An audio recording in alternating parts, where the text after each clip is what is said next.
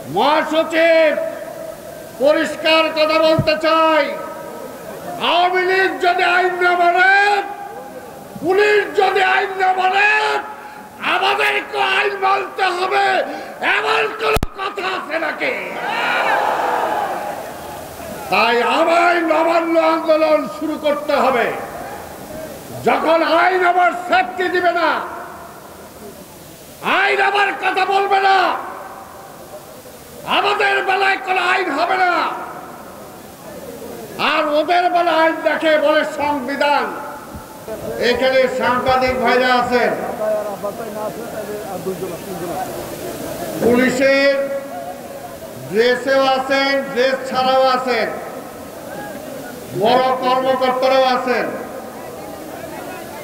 আমি একটা কথা আপনাদের নোটিশে আনতে চাই, বাংলাদেশটা কি কোন আইনের মাধ্যমে চলে? হাসিনার জন্য এক আইন আর আমাদের জন্য আরেক আইন। তাহলে এইটা পুলিশের আইজি, পুলিশের কমিশনার, আইন সচিব, আপনার দরকার হলে বলে দেন আওয়ামী লীগের জন্য এক আইন, খালেদা জিয়ার জন্য এক আইন, আর হাসিনার সহ অন্যদের জন্য অন্য আইন। আমার আসতে দেরি হয়েছে কারণ কোর্টে আজকে আমার ফ্রেশ একটা বেলের ব্যাপার ছিল। আমার সাথে আমাদের আরেক উপদেষ্টা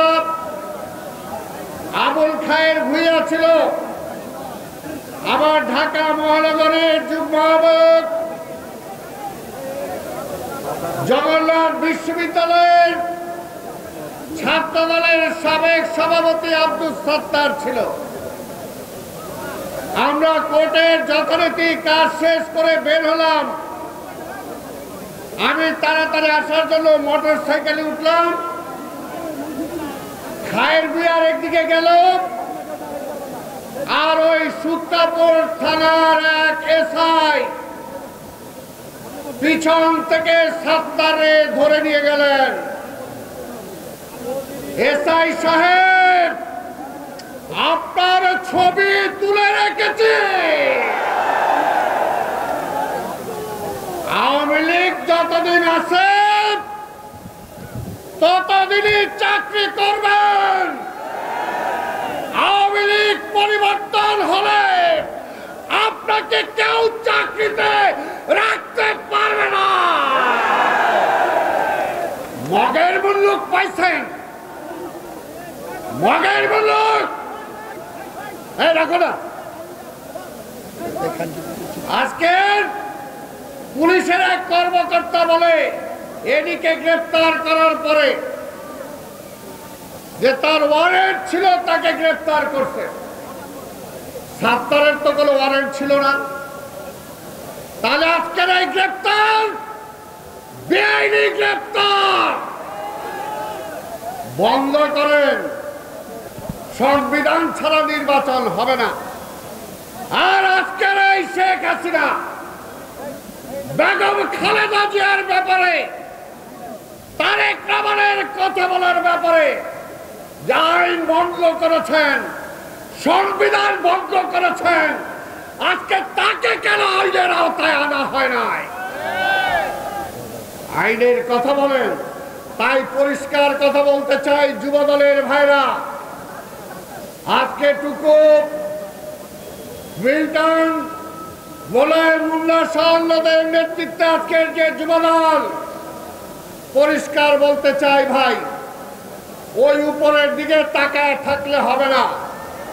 তাইলে বেগম খালেদা জিয়ারও ফিরে পাবো না, গণতন্ত্র ফিরে পাবো না।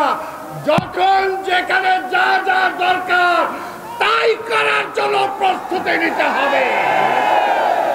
কিসের আইন? তারা আইন মানবে না, আমাকে আইন দেখাবে।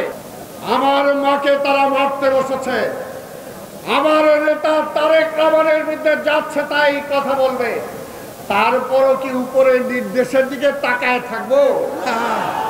তাই এখন থেকে বুঝেন কি করতে হবে।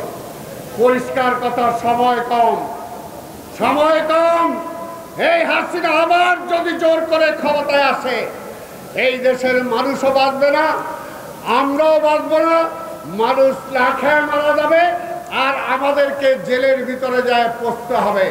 তাই পরিষ্কার কথা, জেলে আর যাব না, জেলে হাসিনাকে পাঠাইতে হবে, আওয়ামী পাঠাইতে হবে, সেটার জন্য রাজপথে নেমে আসতে হবে।